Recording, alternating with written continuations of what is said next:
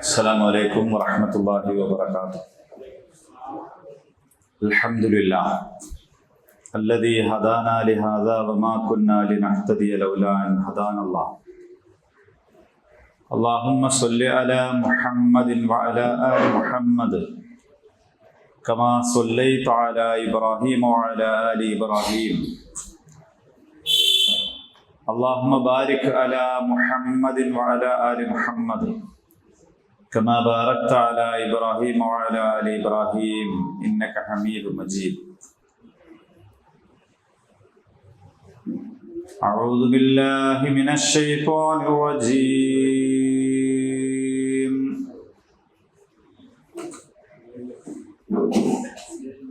الصابرين والصادقين والقانتين والمنفقين والمستغفرين بالأسحار.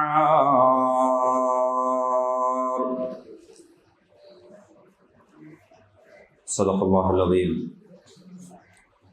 إن أريد إلا الإصلاح ما استطعت وما توفيقي إلا بالله عليه توكلت وإليه أنيب. رب اشرح لي صدري ويسر لي أمري واحلل عقدة من لساني يفقهوا قولي.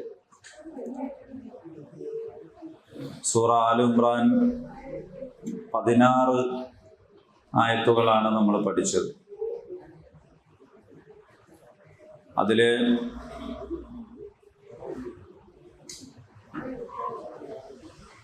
ദുനിയാവിൽ നൽകപ്പെട്ടിട്ടുള്ള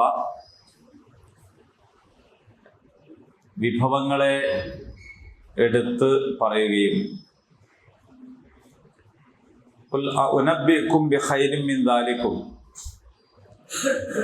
അതിനേക്കാൾ ശ്രേഷ്ഠകരമായത് ലല്ലദീന തഖൗ തഖ്വ പുലർത്തിയവർക്ക്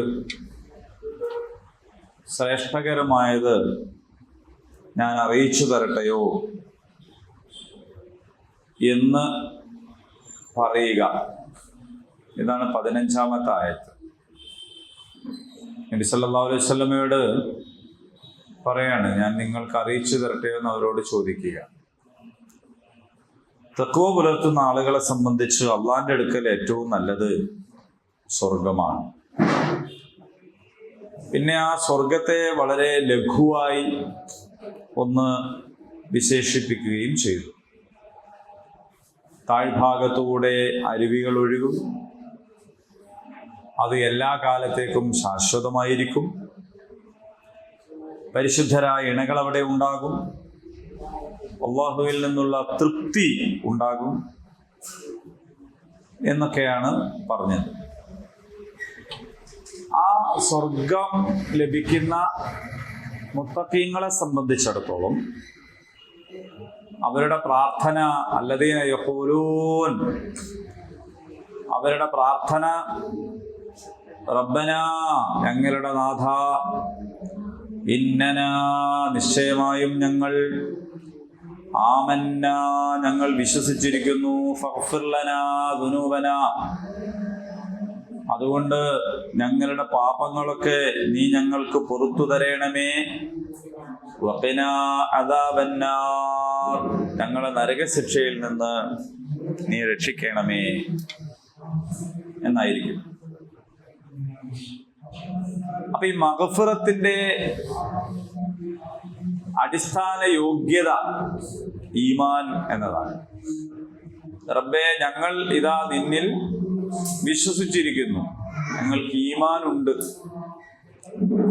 ഇന്നനാ ആമന്ന, നിശ്ചയമായും ഞങ്ങൾക്ക് ഈമാനുണ്ട്. ഈമാൻ ഉണ്ടാവുക എന്നതാണ് മഗ്ഫിറത്തിന്റെ ഏറ്റവും അടിസ്ഥാനപരമായ യോഗ്യത. അതുകൊണ്ടാണ് ഈമാൻ സ്വീകരിച്ചിട്ടില്ലാത്ത, പ്രഖ്യാപിച്ചിട്ടില്ലാത്ത, ഈമാനുള്ളവരായിരുന്നു എന്ന് തെളിയിക്കാതെ മരണപ്പെട്ടു പോയ ആളുകൾക്ക് മഗ്ഫിറത്തിന് വേണ്ടി പ്രാർത്ഥിക്കരുത്.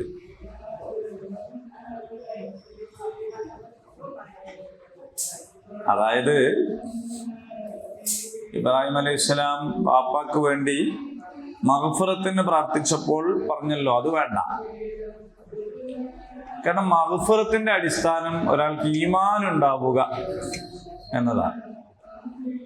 ഈമാൻ എന്ന് പറയുന്ന ഒരു സംഗതി നിഷേധിച്ച ഒരാളെ സംബന്ധിച്ചിടത്തോളം, അല്ലെങ്കിൽ ഈമാൻ പ്രഖ്യാപിക്കാത്ത ആളെ സംബന്ധിച്ചിടത്തോളം അയാൾക്ക് മഗ്ഫിറത്തിന് വേണ്ടി പ്രാർത്ഥിക്കരുത് എന്നാണ്. അപ്പൊ ഇവിടെ വിശ്വാസികൾ പറയുന്നത് ഇന്നനാ ആമന്ന, നിശ്ചയമായും ഞങ്ങൾ വിശ്വസിച്ചിരിക്കുന്നു, മുഅ്മിനീങ്ങളായിരിക്കുന്നു.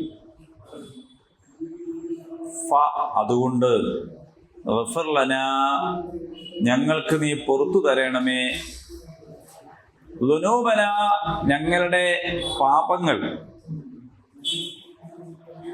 അപ്പൊ ഇത് വളരെ നമ്മൾ മനസ്സിലാക്കേണ്ട ഒരു കാര്യമാണ്.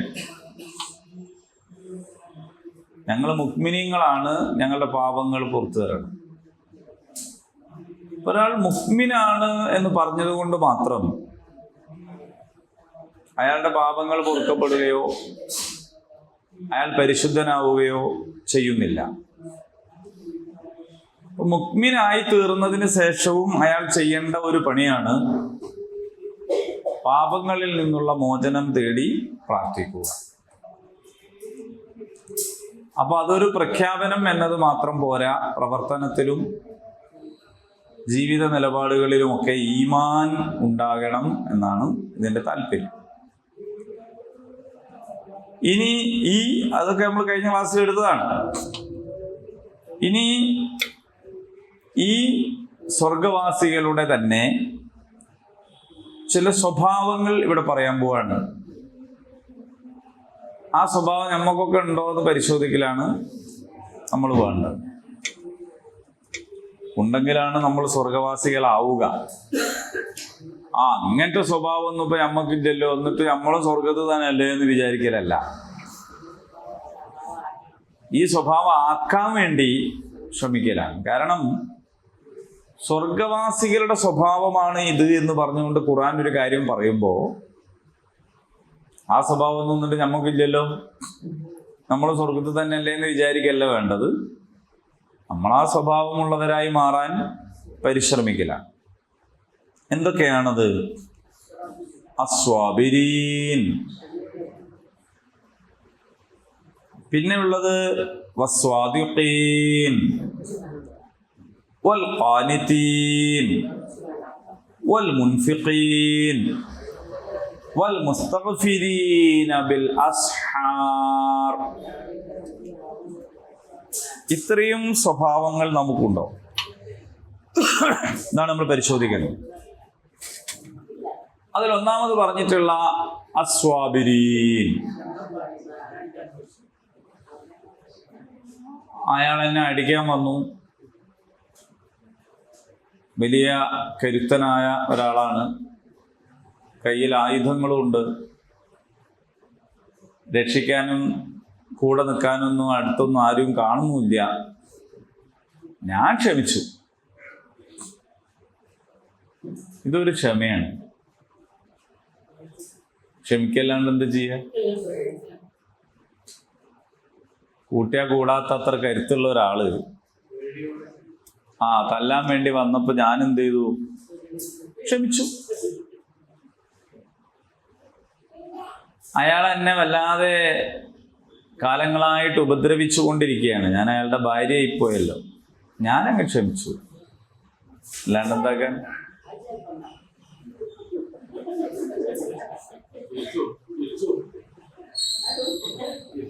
തിരിച്ചും ഉണ്ടാവും. എല്ലാറ്റിനും രണ്ടു വശം ഉണ്ടാവും. അപ്പൊ ക്ഷമ എന്ന് മലയാളത്തിൽ പറയുമ്പോ അതൊരു ദുർബലമായ ഒരു ഫീലാണ്. ക്ഷമ അങ്ങനെ ദുർബലമായ ഒരു സാധനമൊന്നല്ല, പക്ഷെ പൊതുവിൽ നമുക്ക് ഒരു ദുർബലമായ ഒരു തോന്നലാണ് നമ്മുടെ മനസ്സിലേക്ക് വരിക. മാത്രമല്ല നമ്മൾ പറയാറുള്ള വാക്കുകൾ നിങ്ങൾ ആലോചിച്ച് നോക്കൂ. വേറെ ഉണ്ടെങ്കിൽ പറഞ്ഞോളി. ക്ഷമക്കൊരതിരുണ്ട്. അതുണ്ട്. ക്ഷമക്ക് വരാതിന് ക്ഷമയുടെ നെല്ലിപ്പടി കണ്ടു നിൽക്കുകയാണ് അല്ലേ? പിന്നെന്തൊക്കെ പറയില്ല ക്ഷമയായിട്ട് ബന്ധപ്പെട്ട്? ഭൂമിയോളം ക്ഷമിച്ചു, ഭൂമിയോളം ക്ഷമിച്ചു. പിന്നെന്താ പറയല്ലേ? എത്രത്തോളം ക്ഷമിക്കും? പറയാ ഇനി പറയാം. നമുക്ക് അവനാ പറയണതാവണമെന്നില്ല, മറ്റുള്ളവർ പറഞ്ഞു കേട്ടതും പറയാം. ഇതൊക്കെ സാധാരണ പറയുന്നതാണ്. ഇതൊക്കെ ഒരുപക്ഷെ ക്ഷമയെ സംബന്ധിച്ചിടത്തോളം ചില സമയത്തൊക്കെ ശരിയുമായിരിക്കും. പക്ഷെ സബർ എന്ന് പറയുന്നത് ഇങ്ങനെ അതിര് നിശ്ചയിച്ച ഒരു സാധനമല്ല. അപ്പോ നമ്മൾ ഇതിനെക്കുറിച്ച് മനസ്സിലാക്കാനാണ് സ്വാബിരീൻ, അസ്വാബിറൂൻ. സ്വാബിർ എന്ന് പറയുന്നതാണ് സബറുള്ളയാൾ എന്നാണ് സ്വാബിർ. സബറുള്ളവർ എന്നതാണ് സ്വാബിരീൻ എന്നിവിടെ പറഞ്ഞത്. ആ സബറിനെ സംബന്ധിച്ചിടത്തോളം അതിരുള്ള ഒരു സാധനത്തിന്റെ പേരല്ല, നെല്ലിപ്പടിയുള്ള ഒരു സാധനമല്ല. എത്രത്തോളം എന്ന് ചോദിച്ചാൽ അത് കഴിഞ്ഞിരിക്കുന്നു എന്നാണ്. ഇനി അവസരമില്ല, ഇനിയും ക്ഷമിക്കേ എന്ന് ചോദിച്ചാൽ, ക്ഷമയെ സംബന്ധിച്ച് ഞാൻ പറഞ്ഞല്ലോ ചിലപ്പോൾ അത് ശരിയാവാം. പക്ഷേ ഇനിയും സുബറോ അങ്ങനെയല്ല. സുബർ എന്ന് പറയുന്നത് പരിധി നിശ്ചയിക്കുന്ന, അതിരുള്ള, നെല്ലിപ്പടിയുള്ള, അവസാനിച്ചു പോകുന്ന, ഏതോ ഒരു ഘട്ടത്തിൽ വേണ്ട എന്ന് വെക്കാൻ കഴിയുന്ന ഒരു കാര്യമല്ല. അതാണ് സുബർ. സ്ബിറൂ വസ്വാബിറൂ, നിങ്ങൾ സുബറുള്ളവരാകുവിൻ, സുബറിൽ മറ്റുള്ളവരെ ജയിക്കുവിൻ. നിങ്ങളുടെ അടുത്തുള്ള ആൾക്ക് ഉള്ള സുബറിനേക്കാൾ നിങ്ങൾക്ക് സുബർ വേണം. നിങ്ങളുടെ എതിരാളിക്കുള്ളതിനേക്കാൾ സുബർ നിങ്ങൾക്ക് വേണം.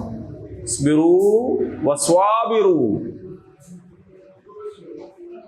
ഞാനിതാ സുബർ നിർത്തിവെച്ചിരിക്കുകയാണ് എന്ന് പറഞ്ഞാൽ ഞാനിതാ ഈമാൻ പാതി ഉപേക്ഷിച്ചിരിക്കുന്നു എന്നാണ്. അസ്വബറു നസ്ഫുൽ ഈമാൻ. ഈമാനിന്റെ പകുതിയാണ് സ്വബർ. അപ്പോൾ ഏതോ ഒരു ഘട്ടത്തിൽ സ്വബർ വേണ്ടാന്ന് വെച്ചാൽ എന്താണ് അയാൾ വേണ്ടാന്ന് വെക്കുന്നത്? ഈമാനാണ്. അപ്പൊ ഒരാൾക്ക് ഈമാൻ വേണ്ട എന്ന് വെക്കാൻ കഴിയുമോ?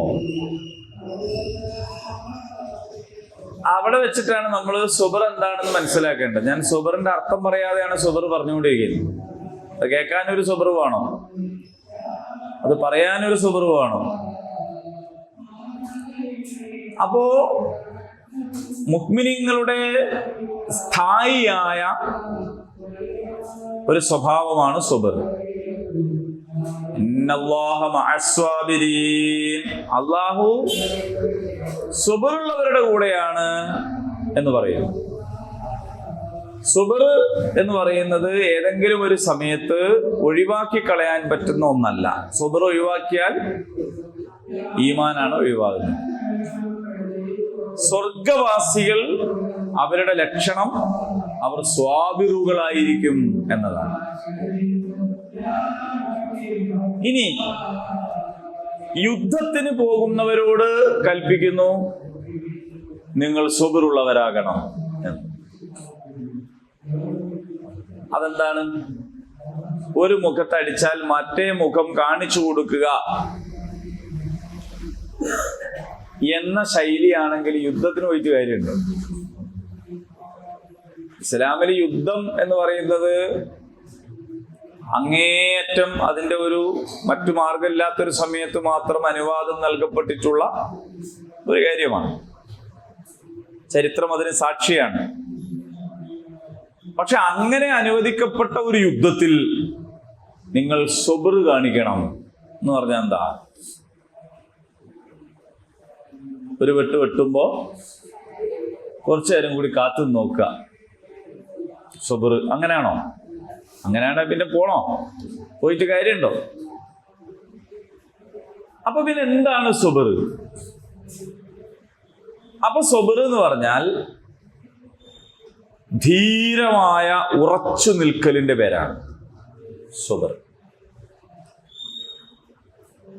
പ്രലോഭനങ്ങൾ ഉണ്ടാകും, പ്രകോപനങ്ങൾ ഉണ്ടാകും. പതറരുത്, പിന്തിരിഞ്ഞു കളയരുത്, പാതിയിൽ ഉപേക്ഷിക്കരുത്.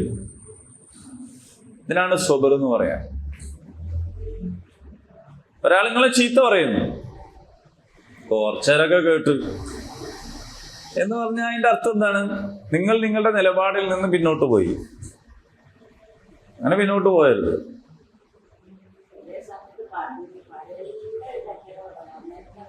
അങ്ങനെ കേട്ട നിങ്ങളെ വ്യക്തി അതന്നെ എല്ലാവർക്കും ഉണ്ടാവും.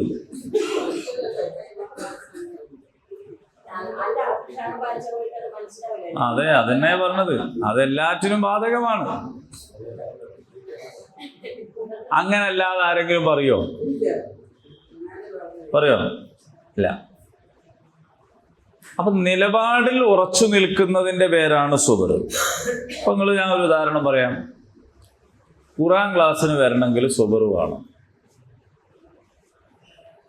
ഖുർആൻ പഠിക്കണമെന്ന് തീരുമാനിച്ചു, അതൊരു തീരുമാനമാണ്. രാവിലെ നേരത്തെ ഞായറാഴ്ച സുബയൊക്കെ നിസ്കരിച്ച് ചായയൊക്കെ കുടിച്ച് കഴിഞ്ഞ് ക്ലാസ്സിന് വരാൻ നേരത്തെ തോന്നുകയാണ് ഇന്ന് ഇനിയിപ്പോൾ ഏതായാലും അടക്കട്ടെ അല്ലേ? ഖുർആൻ പഠിക്കണ്ടെന്ന് തീരുമാനിച്ചോ? ഇല്ല. അതെ, ആ മടിയാണ്.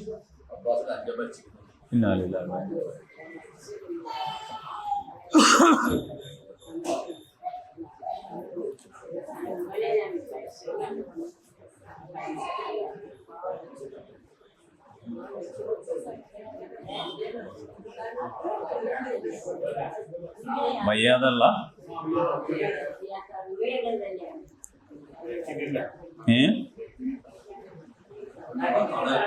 എന്താണല്ല. ശരി. അത്താണി.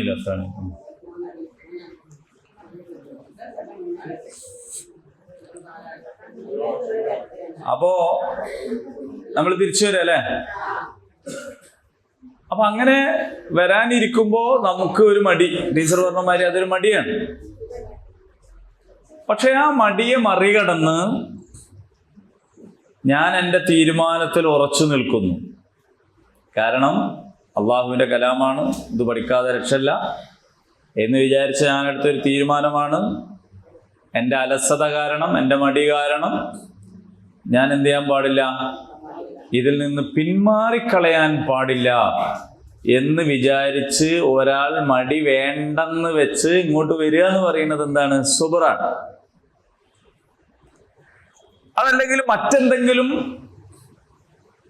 പ്രലോഭനങ്ങൾ ഉണ്ടാവുക, പ്രകോപനം ഉണ്ടാവുക, പരിഹാസം ഉണ്ടാവുക, ആക്ഷേപം കേൾക്കേണ്ടി വരിക, ഇതൊക്കെ ഉണ്ടാവും. അതിനൊക്കെ മറികടന്ന് ഇവിടെ എത്തണമെങ്കിൽ എന്തു വേണം?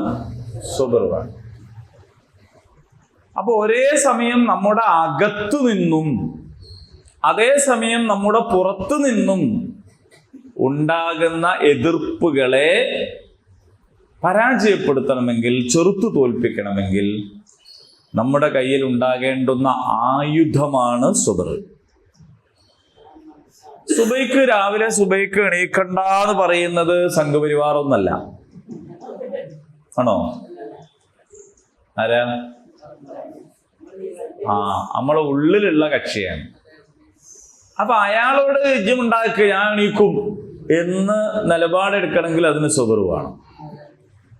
എന്നാൽ പുറമേ നിന്ന് ഉണ്ടാകുന്ന ഭീഷണിയും പ്രലോഭനങ്ങളും പ്രകോപനങ്ങളും ചെറുക്കണമെങ്കിലും സബർ വേണം.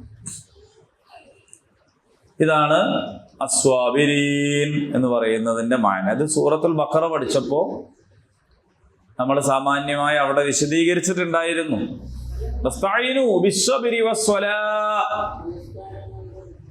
നിങ്ങൾ സ്വലാത്ത് കൊണ്ടും സ്വബർ കൊണ്ടും അള്ളാഹുവിനോട് സഹായം തേടണം.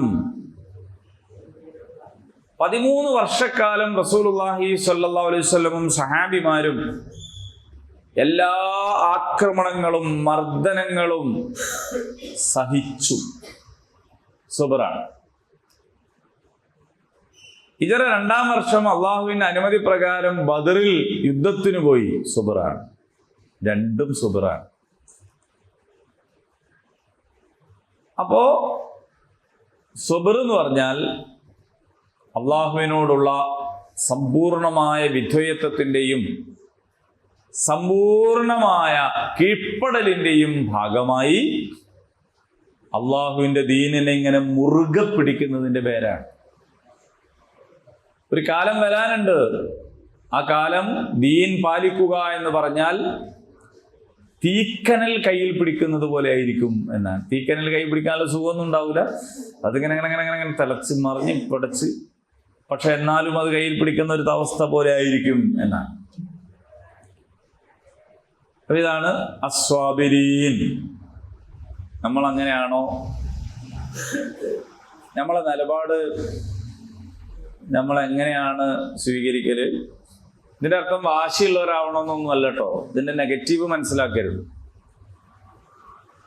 അള്ളാഹുവിൻ്റെ ദീനിൻ്റെ മാർഗത്തിൽ മുന്നോട്ട് പോകുമ്പോൾ ദീനാണെന്ന് നമുക്ക് ഉറച്ച ബോധ്യമുള്ള കാര്യങ്ങളിൽ നമുക്ക് ശക്തവും ധീരവുമായ നിലപാടുണ്ടാവുക,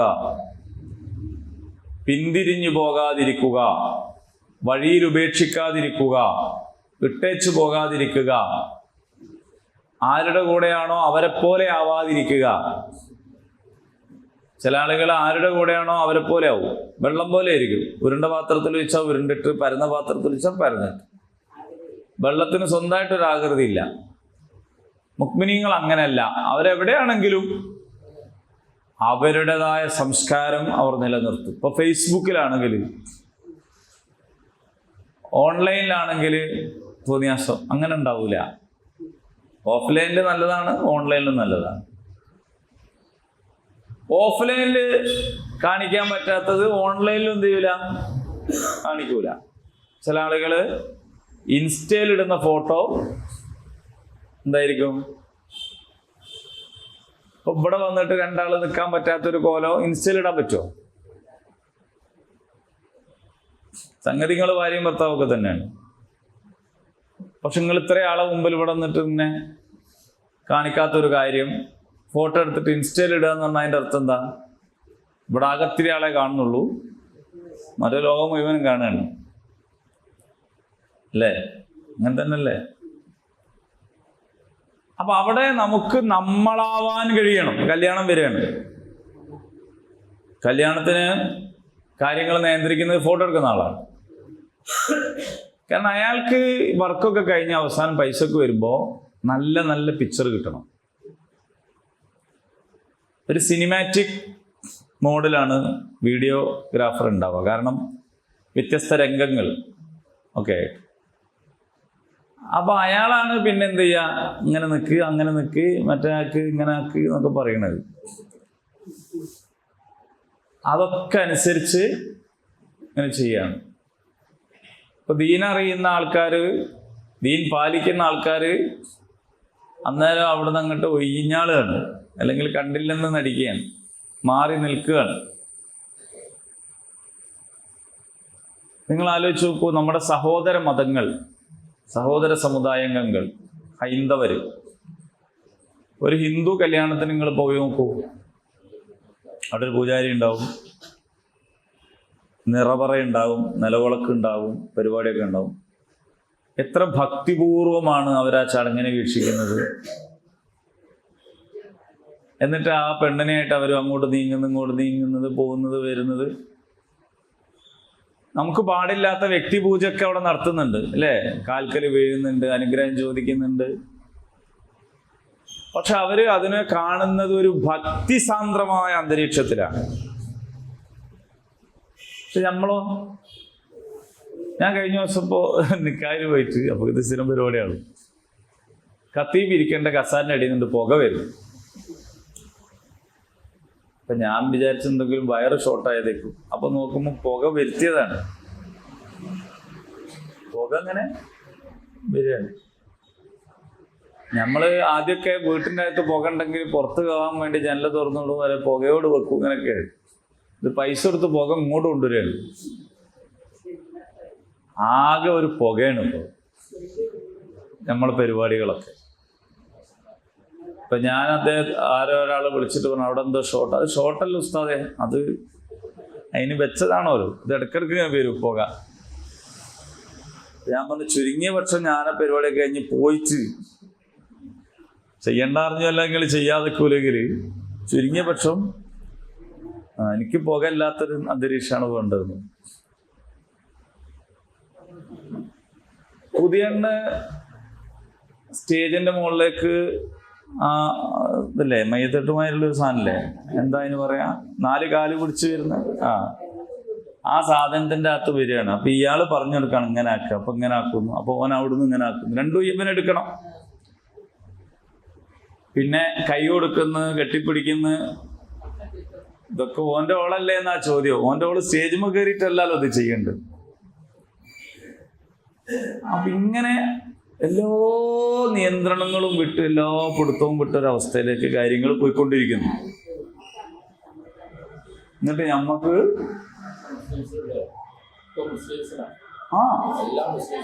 എന്നിട്ട് ഞമ്മക്ക് സ്വർഗം വേണം, നമുക്കെല്ലാം ഇവിടെ തന്നെ സ്റ്റേജുമേലും വേണോ അവിടെ ചെന്നിട്ടും വേണോ എന്നാണ്. ഇപ്പൊ ഞാൻ പറയുന്നത്, ആരെങ്കിലും ഒരാൾ നമ്മളെ മുഖത്തടിക്കുമ്പോൾ തിരിച്ചു തല്ലാൻ കഴിയാത്തപ്പോൾ ക്ഷമിച്ചു കൊടുക്കുന്നതിനല്ല സുബർ എന്ന് പറയാം. നമ്മൾ നമ്മുടെ ദീനിൽ ഉറച്ചു നിൽക്കുന്നതിനാണ് സുബർ എന്ന് പറയാം. അപ്പൊ ഉറച്ചു നിൽക്കാൻ തീരുമാനിച്ച ഒരാളോട് ചിലപ്പോൾ പറയും, നിങ്ങളൊക്കെ എന്ത് പയഞ്ചനാണ്, നിങ്ങൾ ഇങ്ങനെ പണ്ടത്തെ മാതിരി. ആയിക്കോട്ടെ, ഞാൻ കുറച്ച് പഴയതാണ്. വൈക്കം മുഹമ്മദ് ബഷീർ പറഞ്ഞല്ലോ, ബഷീറിനോട് ചോദിച്ചല്ലോ, നിങ്ങളെ മതം വളരെ പയഞ്ചനാണല്ലോ. ബഷീറും അതെ, സൂര്യനും പഴയതാണ്, ചന്ദ്രനും പഴയതാണ്, കടലും കരയും ഒക്കെ പഴയതാണ്, എൻ്റെ ദീനും പഴയതാണ്. ഇത് എന്താ പ്രശ്നം? അപ്പോ നമുക്ക് നമ്മുടെ സ്റ്റാൻഡ് ഉണ്ടാവണം, നമ്മൾ അവിടെ ഉറച്ചു നിൽക്കണം. എന്ത് രസമായിരുന്നു പണ്ട് ഒരു പുതിയ കരഞ്ഞ് കണ്ണീരൊക്കെ തുടച്ച് മൂക്ക് തുടച്ച് അപ്പൊ ഒരാളെ ആശ്വസിപ്പിച്ച് എന്നിട്ട് പിന്നെ എന്താ പറയാ, അപ്പോ വാപ്പ കരഞ്ഞ്, അപ്പൊ ആങ്ങൾ അപ്പുറത്ത് തിരിഞ്ഞ് കണ്ണുടച്ചിട്ട് പിന്നെ വേഗം ധൈര്യം അഭിനയിച്ചു നിന്ന്. എന്താ അതിന്റെ ഒരു ആത്മീയ ടച്ച് നിങ്ങൾ ആലോചിച്ച് നോക്കൂ. ഇതിപ്പോ ഇവിടെ തന്നെ ഡാൻസ് കളിച്ചിട്ടാണ് സ്റ്റേജിലേക്ക്. അപ്പൊ ഞാൻ പറയണത്, മുഅ്മിനീങ്ങളെ, നമ്മുടെ സ്വബർ എന്ന് പറയുന്നത് നമ്മുടെ ദീനിൽ നമ്മൾ ഉറച്ചു നിൽക്കുന്നതിന്റെ പേരാണ്.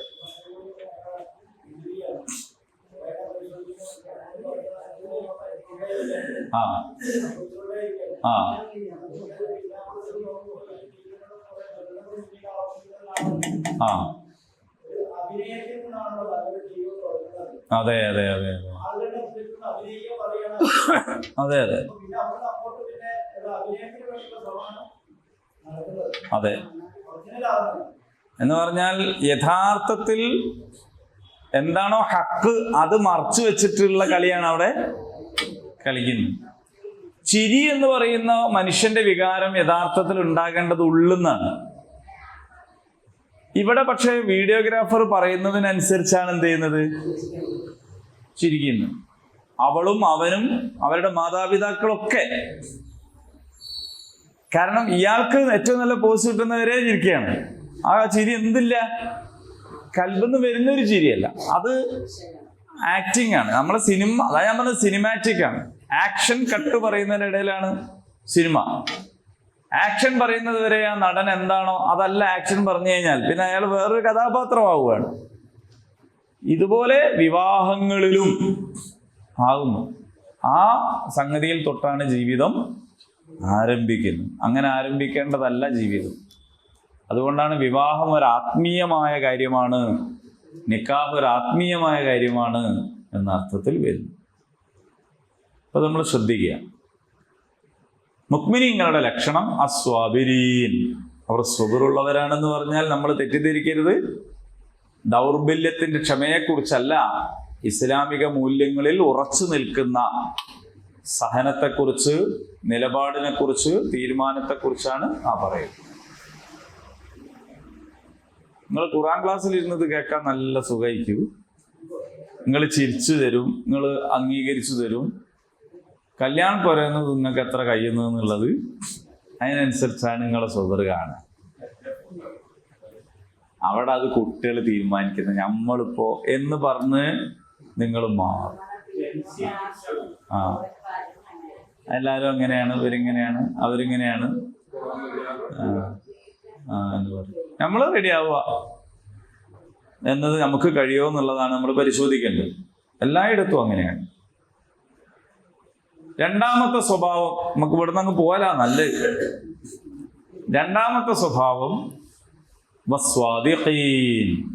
സിദ്ഖ് എന്ന് പറഞ്ഞാൽ ഒരു യാഥാർത്ഥ്യം പൂർണ്ണമായി എന്താവലാണ് യോജിച്ചതാവുക, യാഥാർത്ഥ്യത്തിന് യോജിച്ചതാവുക. ഒരു കാര്യം പൂർണ്ണമായും യാഥാർത്ഥ്യത്തിന് യോജിച്ചതാകുന്നതിനെയാണ് സിദ്ഖ് എന്ന് പറയുക. അങ്ങനെ പറഞ്ഞാൽ മനസ്സിലായില്ലെങ്കിൽ, നമ്മുടെ നാവ് നമ്മുടെ മനസ്സിനോട് യോജിക്കുമ്പോൾ നമ്മുടെ വാക്ക് സിദ്ഖാവും. നമ്മുടെ നാവ് നമ്മുടെ മനസ്സിനോട് യോജിക്കുക, അപ്പോഴാണ് നമ്മുടെ വാക്ക് സിദ്ഖാവുക, സത്യമാവുക. നമ്മുടെ മനസ്സിലൊരു സാധനമുണ്ട്, നാവിൽ വേറെ ഒരു സാധനമാണെങ്കിൽ അത് സത്യാവൂല. അതിന് കദിബ് എന്നാണ്, കളവ് എന്നാണ് പറയാ. ഈ സിദ്ഖുള്ളവനെയാണ് സ്വാദിഖ് എന്ന് പറയുന്നത്. അതിന്റെ ബഹുവചനമാണ് സ്വാദിഖീൻ എന്ന് പറയുന്നത്. അപ്പൊ മനസ്സിൽ എന്താണോ ഉള്ളത് അത് തന്നെ പുറത്തു പറയാൻ കഴിയുക. അപ്പൊ മനസ്സിൽ മോശമായതാണെങ്കിൽ പുറത്തേക്ക് പറയാൻ കഴിയില്ല. അപ്പോൾ എന്തു വേണം? മനസ്സ് നന്നാക്കുക. ടാപ്പ് തുറന്നിട്ട് വെള്ളം കലങ്ങിയതാണ് എന്ന് പറഞ്ഞാൽ ടാപ്പിന് കുറ്റം പറഞ്ഞിട്ട് കാര്യമില്ല. ടാങ്കിൽ വെള്ളം കലങ്ങിയതായിരിക്കും നിറച്ചു വെച്ചത്. കലങ്ങിയ വെള്ളം ടാങ്കിൽ നിറച്ചു വെച്ചാൽ ടാപ്പ് തുറന്നാൽ എന്താ വരുള്ളൂ? കലങ്ങിയ വെള്ളം. അപ്പൊ വേണ്ടത് ആ ടാങ്ക് കാലിയാക്കി വൃത്തിയാക്കി കഴുകി നല്ല വെള്ളം നിറയ്ക്കുക. അപ്പൊ ടാപ്പ് തുറക്കുമ്പോൾ എന്താവും? നല്ല വെള്ളം.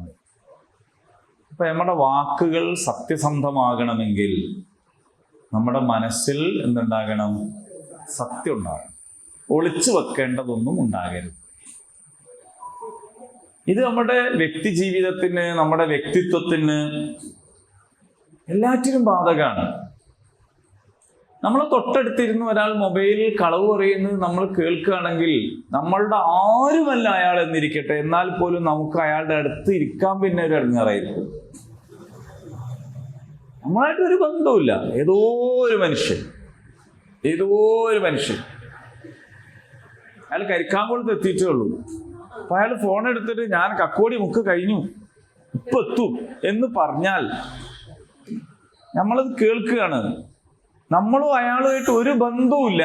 അയാൾ കക്കോടി മുക്കല്ല, ഏത് മുക്കിലെത്തിയാലും നമുക്ക് പ്രശ്നവുമില്ല, നമ്മളെ ബാധിക്കുന്ന കേസേ അല്ല. എന്നാൽ പോലും നമുക്ക് അയാളുടെ ലേശം നീങ്ങിയിരിക്കാൻ തോന്നും. എന്താ കാരണം? അയാളെ കളവ് പറയുന്നു. ഒരു വായ്നാറ്റം പോലെ ആണ് കളവ് എന്ന് പറയുന്നത്. ഉള്ളിലുള്ളത് പുറത്തേക്ക് കെട്ട് ചീഞ്ഞ് വരികയാണ്. അപ്പൊ മുഅ്മിനീങ്ങളുടെ സ്വഭാവവുമായിട്ട് അതിന് ഒരു ബന്ധവുമില്ല. നിഫാഖിന്റെ ലക്ഷണം പറഞ്ഞത് നിസ്കരിക്കൂല, നോമ്പെടുക്കൂല എന്നൊന്നുമല്ല, കളവ് പറയുന്നതാണ്. പക്ഷെ ചില ആളുകൾ വെറുതെ കളവ് പറയും. ഒരു കാര്യമില്ലാത്തതിനും കളവ് പറയും. എന്തെങ്കിലും ഒന്ന് നേടാനോ, ഒന്ന് മറച്ചു വെക്കാനോ, ഒന്ന് രക്ഷപ്പെടാനോ ഒന്നും അല്ലാതെ വെറുതെ കളവ് പറയാ. പുതിയ കാലത്ത് തള്ളൽ എന്ന് പറയുന്നൊരു കലാപരിപാടിയാണ്.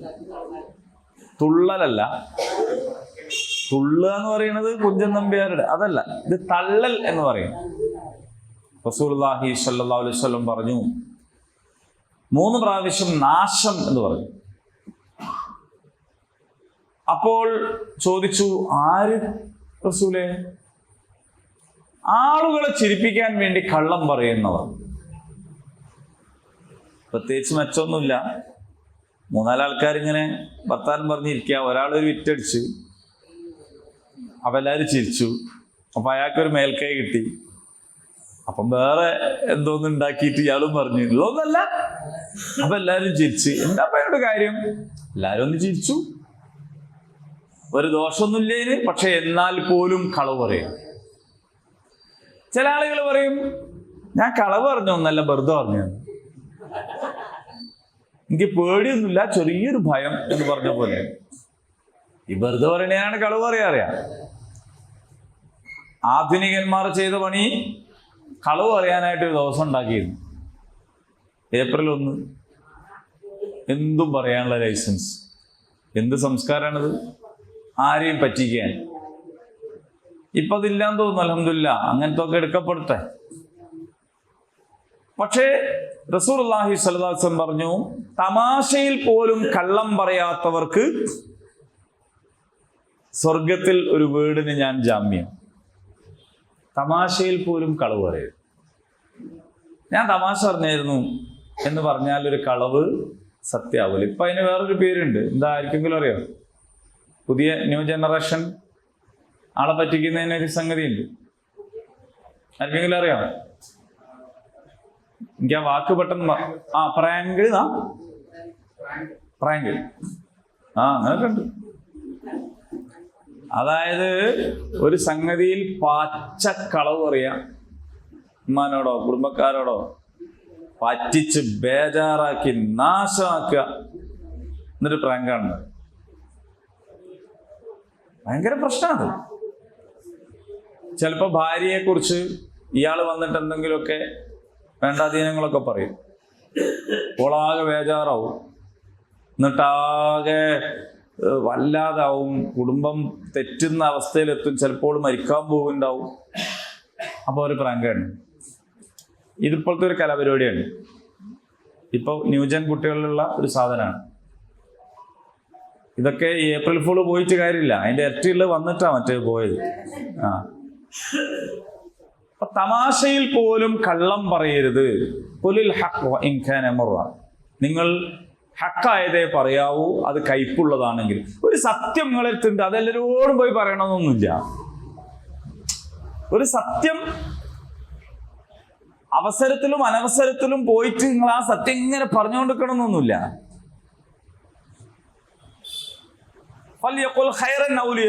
ഒന്നെങ്കിൽ നല്ലത് പറയാ, അല്ലെ മിണ്ടാതിക്കുക. മിണ്ടാതിക്കലും ഒരു ഇബാദത്താണ്. അപ്പോൾ സത്യവാന്മാർ, സത്യസന്ധരായ ആളുകൾ എന്നത് മുത്തഖീങ്ങളുടെ, സ്വർഗവാസികളുടെ ഒരു സ്വഭാവമാണ്. നമ്മൾ പരിശോധിക്കണം, നമ്മുടെ വാക്കിൽ എപ്പോഴെങ്കിലും ഗൗരവമുള്ളതോ ഇല്ലാത്തതോ ആയ കള്ളങ്ങൾ വരുന്നുണ്ടോ? കുട്ടികളോടും പറയരുത്, മുതിർന്നവരോടും പറയരുത്, ഭാര്യനോടും പറയരുത്, ഭർത്താവിനോടും പറയരുത്. കാരണം ഇത് നമുക്ക് വലിയ ബാധ്യതയാണ്. ഒരാളൊരു കളവ് പറഞ്ഞാൽ അയാൾ പിന്നെ അതും ആലോചിച്ച് നടക്കണ്ടേ. ആ കളവ് ഇങ്ങനെ സംരക്ഷിക്കാൻ വേറെ കുറേ അന്തരീക്ഷങ്ങൾ ഉണ്ടാക്കണ്ടേ, ഒരുപാട് സാധനം ഒളിപ്പിച്ചു വെക്കണ്ടേ, ഒരുപാട് ആളെ അതിനെ കൂട്ടുപിടിക്കണ്ടേ. സത്യമാണ് പറയണമെങ്കിൽ ഫ്രീ ആയില്ലേ, പിന്നെന്താ പ്രശ്നം? ഒന്നൊന്നുമില്ല, കഴിഞ്ഞ് അതോട് കൂടിയിട്ടത് കഴിഞ്ഞു. അപ്പോൾ കള്ളം പറയരുത്. ഇപ്പൊ കുട്ടികളോടാണെങ്കിലും കള്ളം പറഞ്ഞു പോകരുത്. ഡോക്ടർ പോവാണെന്ന് പറഞ്ഞ് കല്യാണത്തിന് പോകരുത്. ആ കളവാണ്. പിന്നെ ഡോക്ടർക്ക് പോയതായിട്ട് അഭിനയിക്കണം, ഡോക്ടർക്ക് പോയതായിട്ട് അതിനങ്ങനെ ഒരുപാട് സംഗതി പിന്നെ അതിനുണ്ടാക്കിയെടുക്കണം. മലയാളത്തിൽ പറയാ, കല്യാണത്തിന് പോവാണ്, മോനെ കൂട്ടാൻ പറ്റാത്ത സ്ഥലമാണ് എന്ന് പറയാൻ എന്താ ഇപ്പം? കുറച്ച് കരയേക്കും, കരഞ്ഞോട്ടെ. കുറച്ച് കഴിഞ്ഞാൽ മോന് മനസ്സിലാവും ഏത് ഘട്ടത്തിലും സത്യം പറയാൻ പാടുള്ളൂ എന്ന് മനസ്സിലാവും. അങ്ങനെയുള്ളൊരു മോനാണോ നിങ്ങൾക്ക് വേണ്ടി? തൽക്കാലമുള്ളൊരു കരച്ചിൽ ഒഴിവലാണോ വേണ്ടിയെന്ന് ആലോചിച്ചാൽ അങ്ങനെയാണ്. അത് നമ്മൾ പ്രാക്ടീസ് ചെയ്താൽ നമുക്കത് എളുപ്പം മനസ്സിലാവും. ആദ്യത്തിൽ ശീലം ഇല്ലെങ്കിൽ കുറച്ചൊരു പ്രയാസം ഉണ്ടാവും, പക്ഷെ അത് പിന്നെ അങ്ങ് മാറിക്കോളും. വസ്വാദിഖീൻ. പിന്നെന്താ പറഞ്ഞത്? ഈ ഉള്ളിലുള്ളതും പറയുന്നതും തമ്മിൽ എത്രത്തോളം അകലുണ്ടാവുന്നോ അത്രത്തോളം നിഫാഖ് ഉണ്ടാവുകയാണ് ചെയ്യാൻ. നഫഖ് തുരങ്കം, ഉള്ളു പൊള്ളയായിരിക്കും, പുറമെ കാണാൻ വേറൊരു കോലായിരിക്കും. ഖാനിതീൻ എന്നാണ്. ഖുനൂത്ത് എന്നത് നമ്മൾ കേട്ടിട്ടുള്ള ഒരു പദമായിരിക്കും. വിധേയത്വം, വണക്കം, എളിമത്തം. ഇതാണ് മുത്തഖീങ്ങളുടെ ഒരു സ്വഭാവം. എന്തായിരിക്കും ചോദിച്ചാൽ, ഞാൻ കുറെ അമലൊക്കെ ചെയ്ത് ഒരു സംഭവമാണ് എന്നുള്ള നിലക്കായിരിക്കൂല. ഞാൻ ഖുർആനൊക്കെ പഠിച്ച ആളാണ്, മനസ്സിലായില്ലേ? അങ്ങനെയുള്ള ഒരാൾ അങ്ങനെയല്ല ഉണ്ടാവാം. വളരെ എളിമ ആയിരിക്കും. അള്ളാഹുവിന്റെ റസൂലെ എന്തിനാണ് ഇങ്ങനെ നിന്നിട്ട് പ്രയാസപ്പെട്ട് നിസ്കരിക്കുന്നത്? കാലില് നീരൊക്കെ വന്നല്ലോ, എല്ലാം പുറത്തുനിന്നിട്ടില്ലേ എന്ന് ചോദിച്ചപ്പോ, ഞാനൊരു നന്ദിയുള്ള അടിമയാവണ്ടേ? അഫലാക്കൂൻ ആഴ്ച നന്ദിയുള്ള ഒരു അടിമയാവണ്ടേ? ഞാൻ പോരായികയാണ്, ഇനിയും ചെയ്യേണ്ടതുണ്ട്, ഇനിയും ധാരാളമായിട്ട് ഞാൻ ചെയ്യണം. ഞാൻ വളരെ കുറച്ചാണ് ചെയ്തിട്ടുള്ളൂ. നമ്മളെ പരിശോധിക്കുക ആരുമായിട്ടാണ്? നമ്മളെ ജീവിതത്തിന് 2 വാതിലുണ്ട് എന്ന് ഞാൻ ഇടയ്ക്ക് പറയാറുണ്ട്. 2 ജനല്. ഒരു ജനല് തുറന്നു നോക്കിയാൽ നമ്മളെക്കാൾ ഭൗതിക വിഭവങ്ങളുള്ളവരെ മാത്രമേ കാണുള്ളൂ. നമ്മളെ വീടിനേക്കാൾ വലിയ വീട്, നമ്മളെ കാറിനേക്കാൾ വലിയ കാറ്, നമ്മളെ മൂപ്പരേക്കാൾ നല്ല മൂപ്പര്, അങ്ങനെ ഉണ്ടാവും. നമ്മളെ പുരയുള്ളോളെക്കാട്ടിൽ ഉസാറുള്ളോള്, എല്ലാം ജോറാണ്. പറയുകയും ചെയ്യും, അയലത്ത് അദ്ദേഹം എന്ന് പറയുന്ന ഒരു ചൊല്ലുന്നുണ്ട്. അയലത്ത് അദ്ദേഹത്തെ നോക്കൂ, അയാളെ ശരിക്കും കോലം കാണണമെങ്കിൽ നമുക്കറിയില്ലല്ലോ. അപ്പോ അങ്ങനെയുള്ള ഒരു കാഴ്ചപ്പാട്. അപ്പൊ ഒരു ജനൽ പറഞ്ഞാൽ അതേ കാണും. വേറൊരു ജനലുണ്ട്, ആ ജനല് നമ്മളെക്കാൾ ചെറുതാണ് കാണുള്ളൂ. നമ്മള് ആ ജനല് തുറക്കുകയില്ല. ആ ജനല അടച്ചിട്ട് ഒരു പട്ടിക എടുത്ത് ക്രോസിൽ അടച്ചാളും, കാണുന്നില്ല. റസൂലുള്ളാഹി സ്വല്ലല്ലാഹു അലൈഹി വസല്ലം പറഞ്ഞു, ഉൻദുറൂ ഇലാ മൻ അസ്ഫല മിൻകും, നിങ്ങൾ നോക്കേണ്ടത് ആ ചെറിയവരിലേക്കാണ്. അങ്ങോട്ട് നോക്കുമ്പോൾ നിങ്ങൾക്ക് കാണാൻ പറ്റും നിങ്ങൾക്ക് ലഭിച്ച നിഅമത്ത്. നിങ്ങൾക്ക് ലഭിച്ചിട്ടുള്ള നിഅമത്തിൽ നിങ്ങൾ പോരായികകൾ കാണുന്നത്, നിങ്ങൾ താരതമ്യപ്പെടുത്തുന്നത് എങ്ങോട്ടായിട്ടാണ്? അതേസമയം നിങ്ങൾ ഇങ്ങോട്ട് നോക്കുമ്പോൾ നിങ്ങളുടെ നിഅമത്ത് എന്താന്ന് നിങ്ങൾക്ക് ബോധ്യപ്പെടും. നമ്മളുടെ ജീവിതത്തില് താഴെയുള്ളവരെ നോക്കലുണ്ട്. എവിടെ നോക്കുക അറിയോ? ഭൗതിക വിഭവങ്ങളുടെ കാര്യത്തിലല്ല, അമലിന്റെ കാര്യത്തിൽ. കള്ളം കുടിച്ചു വന്നിട്ട് ഉമ്മനെ തല്ലണ ഊരൊക്കെ ചവിട്ടുന്ന ഒരുത്തനെ നോക്കിയിട്ട് നമ്മളിങ്ങനെ ആശ്വസിക്കും, ഞാനൊക്കെ എത്ര ബെറ്ററാണ്, ഞാനങ്ങനൊന്നും അല്ലല്ലോ, ഞാനൊക്കെ വളരെ ഉഷാറായിട്ട് ഉമ്മനെ നോക്കിയണല്ലോ. ഞാൻ ആരുമായിട്ട് താരതമ്യപ്പെടുത്തുന്നത്? ഒരിക്കലും നിസ്കരിക്കാത്ത, യാതൊരു ദീനീ ലക്ഷണവും ഇല്ലാത്തവനെ നോക്കിയിട്ട് നമ്മൾ സമാധാനിക്കും. അങ്ങനൊന്നല്ല, നമുക്ക് ഉഷാർ. ഈ താരതമ്യം തെറ്റിപ്പോയി. അമലിന്റെ കാര്യത്തിൽ, ഉഖറവിയായ കാര്യത്തിൽ നമ്മൾ താരതമ്യപ്പെടുത്തേണ്ടത് നമ്മുടെ മേലെയുള്ളവരിലേക്കാണ്. അപ്പൊ അതല്ല തുറക്കേണ്ടത്. ദുനിയാവിന്റെ കാര്യത്തിൽ നമ്മുടെ താഴെയുള്ളവരിലേക്ക്, വീടില്ലാത്ത, യത്തീമായി ജനിച്ച, അല്ലെങ്കിൽ ശാരീരിക ശേഷിയില്ലാത്ത, അല്ലേ, അങ്ങനെയുള്ളവരിലേക്ക് നോക്കൂ. ഇപ്പൊ മുഅ്മിനീങ്ങൾ ഖാനിതീനീങ്ങളായിരിക്കും എന്ന് പറഞ്ഞാൽ അവര് എളിമത്വമുള്ള, വിധേയത്വമുള്ള, ഭക്തിയുള്ള, ഇനിയും ചെയ്യണം അമലുകൾ എന്ന് തോന്നുന്ന. കഅബ ഉണ്ടാക്കിയിട്ടാണല്ലോ പ്രാർത്ഥിച്ചത്, റബ്ബന തഖബ്ബൽ മിന്ന, അത് സ്വീകരിക്കണേ. ഞാൻ ഉണ്ടാക്കിയണിഞ്ഞു ആണോ സ്വീകരിച്ചോ എന്നുള്ള സ്വഭാവത്തിലല്ല, സ്വീകരിക്കണം. അപ്പൊ അങ്ങനെ ഉള്ള ഒരു സ്വഭാവം അല്ലാഹു തആല ചെയ്തു തന്നിട്ടുള്ള ഔദാര്യമാണ് എൻ്റെ കയ്യിലുള്ളത്. ഞാനങ്ങ് നേടിയതല്ല. എൻ്റെ കയ്യിലുള്ളതെല്ലാം അല്ലാഹു ഔദാര്യമായി തന്നിട്ടുള്ളത്. നമുക്ക് അതിന് അള്ളാഹ് ഇടയ്ക്കിടയ്ക്ക് ഓരോ ഇൻഡിക്കേഷൻ തരുന്നുണ്ട്. സമ്പന്നരായ ആളുകൾ ദരിദ്രരായി പോകുന്നത്, കൂട്ടുകുടുംബങ്ങൾ ധാരാളമുള്ളവർ ഒറ്റപ്പെട്ടു പോകുന്നത്, വലിയ വലിയ മണിമാളികൾ തകർന്നു പോകുന്നത്, ഉരുൾപൊട്ടലുണ്ടാകുന്നത്, ഭൂകമ്പമുണ്ടാകുന്നത്, അപകടം ഉണ്ടാകുന്നത്, അത്യധികം വലിയ ഗുരുതരമായ രോഗങ്ങൾ വന്നുകൊണ്ട് കഷ്ടപ്പെടുന്നത്, പെട്ടെന്ന് മരിച്ചു പോകുന്നത്. അല്ലേ? നിങ്ങൾ ആ ജുനൈസ് മരിക്കണ രംഗം കണ്ടോ വീഡിയോയില്? നിയമസഭയിലെ ഓണാഘോഷത്തിനിടെ നിങ്ങൾ ആലോചിച്ച് നോക്കും. മരണം എന്ന് പറയുന്നത് എന്തൊരു വല്ലാത്ത. ഡാൻസ് ചെയ്തുകൊണ്ടിരിക്കുകയാണ് ഓണാഘോഷത്തിന്റെ ഭാഗമായിട്ട്. ലൈബ്രറിയനാണ് നിയമസഭയിലെ, വയനാട്ടിലെ സുൽത്താൻ ബത്തേരിയുള്ള ജുനൈസ്. ഡാൻസ് ചെയ്തുകൊണ്ടിരിക്കുമ്പോൾ വളരെ ചടുലമായി ആവേശത്തിൽ, ഒരു ക്ഷീണം നമുക്ക് കാണാനില്ല. അങ്ങനെ നൃത്തം വെച്ചുകൊണ്ടിരിക്കെ പെട്ടെന്ന് കമിഴ്ന്ന് വീണ്. അപ്പൊ കൂടെ ഉള്ളവർ പിന്നെ ഡാൻസ് തുടരുകയാണ്. കാരണം ഓരോ സ്റ്റെപ്പ് തെറ്റി പോവാതിരിക്കാം, അവൻ എന്തോന്ന് കാലേറ്റി വീണതോ എന്തോ ആയിരിക്കാം, സ്റ്റെപ്പ് തെറ്റാതിരിക്കാം, അവരൊക്കെ ഡാൻസ് ചെയ്തുകൊണ്ടിരിക്കുകയാണ്. എന്നിട്ട് പക്ഷെ ആ കമിഴ്ന്ന് നടക്കുന്നുണ്ട് പോലും വന്നിട്ട് എടുത്തു നോക്കി, ആള് മരിച്ചു എന്ന് പറഞ്ഞാൽ അയാൾ വെച്ച അവസാനത്തെ നൃത്തച്ചുവടിന്റെ നേരത്ത് പോലും അയാൾക്ക് മനസ്സിലാവണില്ല എന്ത്, ഞാൻ അവിടെ നിന്ന് പോവാണ്. അങ്ങനെയാണെങ്കിൽ നന്ന ചുരുങ്ങിയത് അയാൾ ആ ഡാൻസിന് പോരാ. അപ്പൊ എന്താ നിങ്ങൾ ആലോചിച്ച് നോക്കൂ. ഇതൊക്കെ കിട്ടിയിട്ടും നീ പറയാണ് ഞാൻ, എൻ്റേത്, എൻ്റെ കഴിവ്, എൻ്റെ സമ്പാദ്യം, ഞാൻ ഉണ്ടാക്കിയത് എന്ന്. അപ്പൊ അത് അള്ളാഹു നമുക്ക് തരുന്ന ചില സൂചനകൾ തിരുത്താൻ, മനസ്സിലാക്കാൻ. അങ്ങനെയാണ്.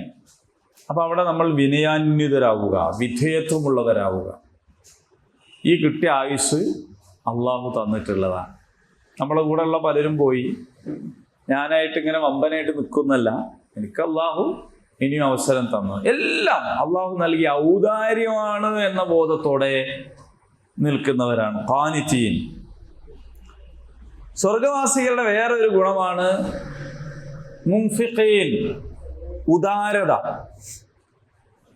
കൊടുക്കുന്നവരാണ്, ധാരാളമായിട്ട് ചെലവഴിക്കുന്നവരാണ്. ഈ ചെലവഴിക്കുന്നവരാണ് എന്ന് പറഞ്ഞാൽ അതിൻ്റെ അകത്ത് ഉള്ളടങ്ങിയ ഒരു കാര്യമാണ് അവർ സമ്പാദിക്കുന്നവരും കൂടിയാണ്.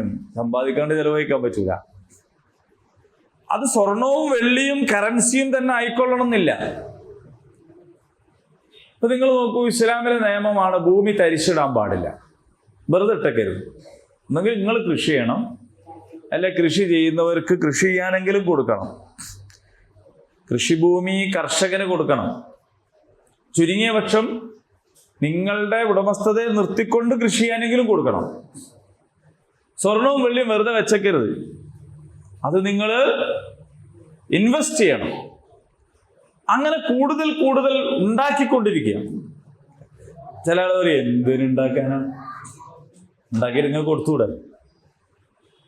ഒരു കവറിൽ കുറച്ച് മണ്ണിടുക, ഒരു ലേശം ചാണപ്പൊടി എന്തോ സാധനമൊക്കെ ഇട്ടിട്ട് ഒരു ചീരാമുളക് കയ്യിൽ നട്ടാൽ അത് നിറച്ചുണ്ടായി വരും. അതിപ്പോൾ എന്തിനാ 100 മുളക് അവിടുന്ന് വാങ്ങിയാൽ പോരെ? അങ്ങനെയല്ല. ഒരേ വിരുന്ന് വന്നൊരാൾക്ക് ഇതെല്ലാം പാകമായതൊക്കെ പറിച്ചൊരു വായൻ്റെ ഇലയിൽ പൊതിഞ്ഞ് കൊടുത്താൽ ഒരു ചമ്മന്തിക്ക് അത് തൊട്ട് കൂട്ടും. അൽഹംദുലില്ലാഹ്. ആ കൊണ്ടുപോയ മുളകിൽ നിന്ന് വേറൊരു തൈ അവിടെ ഉണ്ടായാൽ അതിൻ്റെ മുകളിൽ ഉണ്ടാവുന്ന 1000കണക്കിന് മുളക്. എന്താ ഇത്? നമ്മൾ ചെയ്യുന്ന ചെറിയ ഒരു സമയം നമ്മൾ മുടക്കിയാൽ നമുക്ക് കിട്ടുന്ന വലിയ പ്രതിഫലം.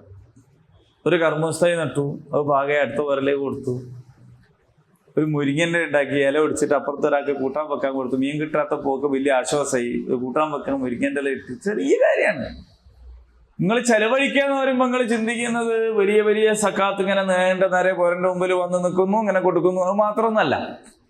യുൻഫിഖൂന ഫിസ്സറാഇ വല്ലറാ, ഉള്ളവർക്കും ഇല്ലാത്തവർക്കും ചെയ്യാൻ പറ്റുന്ന കാര്യമാണ്. പക്ഷെ മുഅ്മിനീങ്ങളുടെ സ്വഭാവമാണത്, ചെലവഴിക്കുക എന്ന് പറയുന്നത്. അവ ഇങ്ങനെ കൊടുത്തുകൊണ്ടിരിക്കുക എപ്പോഴും. എന്താണോ കയ്യിൽ ഇങ്ങനെ കൊടുത്തുകൊണ്ട്. അതിൽ നിന്നാണ് യഥാർത്ഥത്തിൽ മാപ്പിളമാർ പലഹാരം ഉണ്ടാക്കാനൊക്കെ ശീലിച്ചത്. നമ്മളതിൻ്റെ ഒരു നെഗറ്റീവ് സൈഡ് മാത്രമാണ് പലപ്പോഴും കേൾക്കാറുള്ളതെന്നേ ഉള്ളൂ, വെറും പലഹാരം എന്നൊക്കെ. പക്ഷെ അങ്ങനല്ല. നമ്മൾ ആളുകളെ സൽക്കരിക്കുന്നു, ആളുകൾക്ക് ഭക്ഷണം കൊടുക്കുന്നു, അത് ഏറ്റവും നന്നായി കൊടുക്കുന്നു, ഇഹ്സാനോട് കൂടി കൊടുക്കുന്നു. അത് സെർവ് ചെയ്യുന്ന സമയത്ത് ഡെക്കറേറ്റ് ചെയ്യുന്നതിൽ പോലും നമ്മൾ സൂക്ഷിക്കുന്നു എന്നൊക്കെ പറയുന്നത് ഇത് നല്ല കാര്യമാണ്. പക്ഷെ ആർഭാടങ്ങൾ ഒഴിവാക്കണം, നിയ്യത്ത് മാറിപ്പോകരുത് എന്നൊക്കെ ഉള്ളൂ. ഒക്കെ സൂക്ഷിച്ചാൽ നന്നായിട്ട് പ്രതിഫലം കിട്ടുന്ന കാര്യം.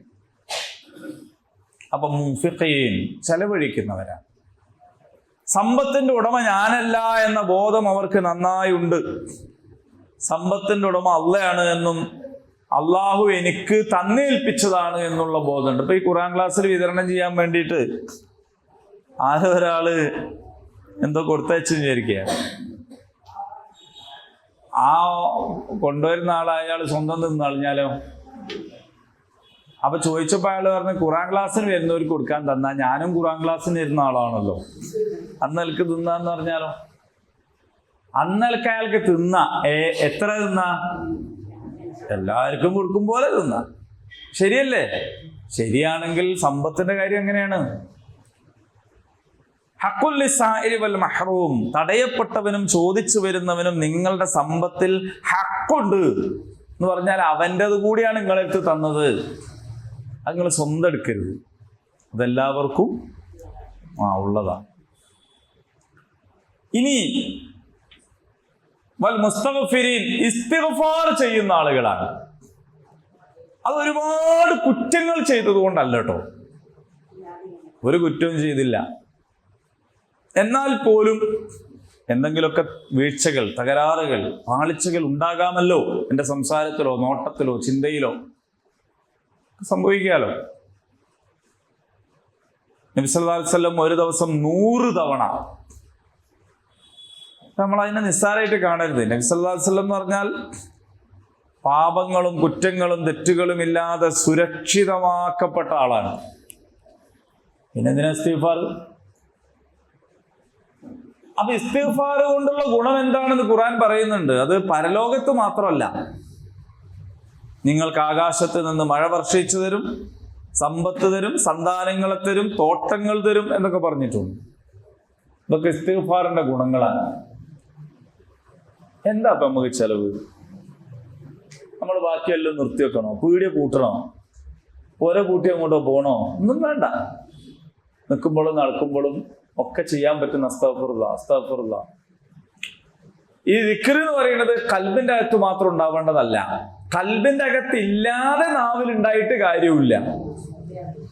പക്ഷെ കൽബിന്റെ അകത്ത് മാത്രം ഉണ്ടാവേണ്ടതല്ല, അത് നാവിലേക്ക് വരണം. ദിക്ർ കൊണ്ട് നനഞ്ഞ ചുണ്ടും നാവും പ്രധാനപ്പെട്ടൊരു കാര്യമാണ്. അസ്തഗ്ഫിറുല്ലാഹ്. ഒരു ചെലവില്ലല്ലോ. നാവിന് വളരെ ലഘുവായതും മീസാനിൽ കനം തൂങ്ങുന്നതുമായ അല്ലാഹുവിന് ഏറ്റവും ഇഷ്ടമുള്ള കലിമത്താനി ഹബീബത്താനി സുബ്ഹാനല്ലാഹി വബിഹംദിഹി സുബ്ഹാനല്ലാഹിൽ അദീം പറഞ്ഞിട്ടെന്താ നമ്മൾ ചെല്ലണ്ടേ? എല്ലാവരല്ലേ ഇപ്പൊ ഇതൊക്കെ ഉള്ളൂ. പക്ഷെ ഇവിടെ മുസ്തഗ്ഫിരീന എന്ന് പറഞ്ഞു കഴിഞ്ഞിട്ട് ഒരു വാക്കുകൂടി പറഞ്ഞു, ബിൽ അസ്ഹാർ. എന്താണത്? സിഹിർ എന്ന് പറഞ്ഞില്ലേ? സിഹിർ കിട്ടണം. ആദ്യമായിട്ട് കേൾക്കണമാതിരി. മരണം അത് അവ്യക്തമായൊരു സാധനമാണ് അല്ലേ? അതുകൊണ്ട് സിഹിർ എന്ന് പറയും. സുഹൂർ എന്ന് കേട്ടിട്ടുണ്ടോ? സുഹൂർ കേട്ടില്ല അല്ലേ? ഗൾഫിൽ പോയി ആരുമില്ല ഇവിടെ. അത്താഴം, ഇഫ്താറും സുഹൂറും. ഇഫ്താർ നോമ്പോറ, സുഹൂർ എന്ന് പറഞ്ഞാൽ അത്താഴം. അത്രേ ഉള്ളൂ. എന്നാണ് രാത്രി ഇങ്ങ് തീരുകയും ചെയ്യുന്നു, പകലിട്ട് തുടങ്ങിയിട്ടുമില്ല. അങ്ങനത്തെ ഒരു സമയം. രാത്രിയുടെ അന്ത്യയാമം, അതാണ് അസ്ഹാർ എന്ന് പറയുന്നത്. അപ്പോൾ പാപമോചനം എല്ലായ്പ്പോഴും തേടിക്കൊണ്ടിരിക്കും, ഇസ്തിഗ്ഫാർ എപ്പോഴും തേടിക്കൊണ്ടിരിക്കും. എന്നാൽ ബിൽ അസ്ഹാർ, അന്ത്യയാമങ്ങളിൽ പ്രത്യേകമായിട്ട്.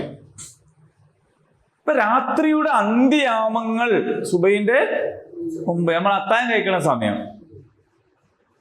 അതാണ് ആ സമയത്തുള്ള ഇസ്തിഗ്ഫാർ.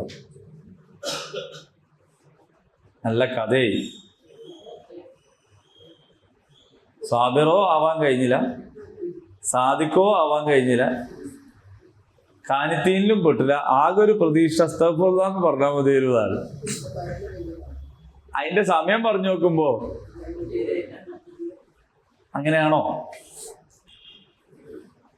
അപ്പോ വളരെ പ്രാധാന്യമുള്ള ഒരു കാര്യമാണ്. നമ്മൾ ഏതായാലും സുബൈക്ക് എണീക്കണം. സുബൈക്കല്ല എണീക്കേണ്ടത്, ഫജറിനാണ്. സുബൈ എന്ന് പറഞ്ഞാൽ രാവിലെ എന്നാണ്. ശരിക്കും ഫജറാണ്, സ്വലാത്തുൽ ഫജർ. സുബൈ നമ്മളിൽ പല ആൾക്കാരും നിസ്കരിക്കണ ഒരു സമയത്തിന് പറയണതാണ്. യഥാർത്ഥത്തില് ഫജറാണ്. അപ്പോ സ്വലാത്തുൽ ഫജർ അത് ബാങ്ക് കൊടുക്കുന്നതിന്റെ കുറച്ചു മുമ്പേ നമ്മൾ അത്താഴം കഴിക്കാൻ എണീക്കണമായിരുന്നു എണീക്കുക. എന്നിട്ട് തുടക്കത്തില് ഒരു 3 റക്അത്ത്, ആദ്യം തന്നെ 9 നിസ്കരിച്ചിട്ട് പിന്നത്തെ ദിവസം നിസ്കരിക്കാണ്ടായി പോണ്ട. ഒരു 3 തുടങ്ങ, ചെറിയ സൂറത്തൊക്കെ ഓതിയിട്ട് പിന്നെ അത് ശീലമായതിന്റെ ശേഷം മെല്ലെ എണ്ണം കൂട്ടി വരിക. 5ലേക്കും 7ലേക്കും ഒക്കെ ആക്കാൻ പറ്റും. ഇനി തഹജ്ജുദ് നിസ്കരിക്കാൻ എണീച്ച കാരണത്താൽ തഹജ്ജുദ് നിസ്കരിച്ച് ക്ഷീണിച്ചുറങ്ങി സുബഹി കട്ടായി പോവുകയും ചെയ്യരുത്. അപ്പൊ അതിൻ്റെ ഒരു സന്തുലിതത്വത്തിൽ താളത്തിൽ ചെയ്താൽ, ശീലമാക്കിയാൽ അയക്ക വാഹുലഹു, കുടുംബക്കാരെയും എല്ലാം വിളിച്ചുണർത്തുക. പുറയുള്ളവരൊക്കെ വിളിച്ചുണർത്തിയിട്ട് അതൊരു ശീലം. ആദ്യ ദിവസം വിളിച്ചുണർത്തരുത്, കാരണം അത് നിങ്ങളൊരു ആവേശത്തിൽ ആദ്യ ദിവസം എണീച്ച് ബാക്കി എല്ലാവരെയും അങ്ങനെയല്ല. നിങ്ങൾക്ക് ശീലാവട്ടെ, എന്നിട്ട് തൊട്ടെടുത്താൽ വിളിച്ചുണർത്തി ചെയ്താൽ അത് പകൽ മുഴുവനും അള്ളാഹുവിൻ്റെ കാവൽ നമുക്കുണ്ടാവാൻ കാരണമാണ്. നമ്മളെ മനസ്സിൻ്റെ, നമ്മൾ വെറുതെ പോയിട്ട് ടെൻഷൻ മാറാൻ ടാബ്ലറ്റ് കുടിക്കേണ്ട കാര്യമൊന്നുമില്ല. നമ്മളെല്ലാ ടെൻഷനും മാറുന്ന, നമുക്ക് ഉറച്ച നിലപാടെടുക്കാൻ കഴിയുന്ന മുഹമ്മദ് മുസ്തഫ സല്ലല്ലാഹു അലൈഹി വസല്ലം ഏറ്റവും വലിയ ദൗത്യം ഏറ്റെടുക്കുന്ന സമയമായപ്പോൾ അള്ളാഹ് പറഞ്ഞത് ഖുമിൽ ലൈല ഇല്ലാ ഖലീലാ, പകലിതാ നിനക്ക് വലിയ പണി വരാൻ പോവാണ്, അതുകൊണ്ട് ഈ രാത്രി നിന്ന് നിസ്കരിച്ചോന്നാണ്. പകൽ സമയങ്ങളിൽ ജോലിഭാരം വർദ്ധിക്കുമ്പോൾ അതിന് ഏറ്റവും നല്ല ആശ്വാസം കിട്ടുക ഭൗതികമായിട്ട് ചിന്തിച്ചാൽ രാത്രി കിടന്നുറങ്ങിയാലാണ്. അങ്ങനല്ല, രാത്രിയുടെ അന്ത്യയാമങ്ങളിൽ അല്പമെങ്കിലും ആ നമസ്കാരം നിർവഹിക്കുക. അപ്പോൾ അന്ത്യയാമങ്ങളിലെ ഇസ്തിഗ്ഫാറിന്റെ വ്യവസ്ഥാപിതമായ രൂപമാണ് തഹജ്ജുദ്. രാത്രിയുടെ അന്ത്യയാമങ്ങളിലെ ഇസ്തിഗ്ഫാറിന്റെ വ്യവസ്ഥാപിതമായ രൂപമാണ് തഹജ്ജുദ്. ഇനി നിങ്ങൾ തൊട്ട് മേലെ പഠിച്ച ആയത്തിലേക്ക് പോവാം. അതേതാന്ന് വെച്ചാൽ 14-ാമത്തെ ആയത്താണ്. 14-ാമത്തെ ആയത്തിൽ പറഞ്ഞ സുയ്യിന ലിന്നാസി ഹുബ്ബുശ് ശഹവാത്ത് എന്ന് പറഞ്ഞില്ലേ കുറെ കാര്യങ്ങൾ. ഇണകൾ, മക്കൾ, സ്വർണത്തിന്റെയും വെള്ളിയുടെയും കൂമ്പാരങ്ങൾ, മേത്തരം വാഹനങ്ങൾ, കന്നുകാലികൾ, കൃഷിയിടങ്ങൾ, ഇതൊക്കെ അലങ്കാരമാക്കപ്പെടുക ഈ പറഞ്ഞ സ്വഭാവമുള്ളവർക്കാണ്. ഈ പറഞ്ഞ സ്വഭാവം ഇല്ലാത്തവരെ സംബന്ധിച്ച് ഈ വിഭവങ്ങളൊക്കെ വലിയ പരീക്ഷണമാണ്, പ്രതികൂലമായ സാക്ഷ്യമാണ്, പരലോകത്ത് കഷ്ടപ്പെടേണ്ടി വരുന്ന വിഭവങ്ങളാണ്.